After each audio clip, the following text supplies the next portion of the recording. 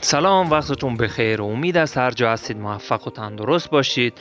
اگر شما هم هربو ماین میکنید و نمیدونید که یه سری از پوشن ها و یه سری از اینچنتینگ هست که میتونه به شما کمک کنه متریال های بیشتری به دست بیارید، پس تا آخر ویدیو با من همراه باشید تا اینو بهتون بگم. اگر این ویدیو هم براتون مفید بود لایک فراموش نشه. خب اولین پوشنی که شما باید بخرید اینه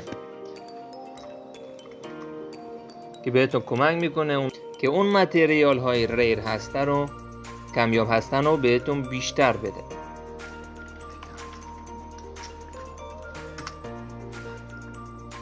اینه رنگ، سعی بکنید رنگ 2 شو بخرید چون به صرفتر رنگ 3 یه خورده گیرونه. خب و پوشن بعدی که بهتون کمک میکنه سرعتتون رو بیشتر میکنه 15% برای 1 ساعت تقریبا. دارک مون فایر واتر. این اولیشه دوستان. سرعت هربومانی تو بیشتر میکنه. شما میتونید رو موند راحت جلوی یونیتا هرب کنید و سریع فرار بکنید بدون اینکه اون موب بکشید یا اذیت بشید. و خلاصه سرعت کار رو میبره بالا و بهتون کمک میکنه که بیشتر در بیارید. و این چندینگی که میخوام بهتون معرفی کنم اینه.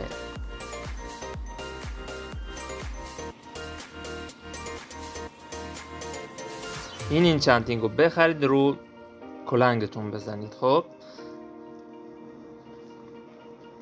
اینجا می نویسید پرسپشن آلگاری تر بنویسید کافیه میاد. سعی بکنید رنگ 3 شو بخرید چون درصدی بیشتری دراپ میکنه براتون. خب 120%، رنگ 2 هم 96%.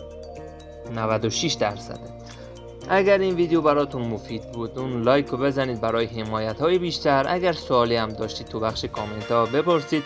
لینک دیسکورد هم تو بخش کامنت ها براتون میذاریم. تا ویدیوی بعدی بدرود.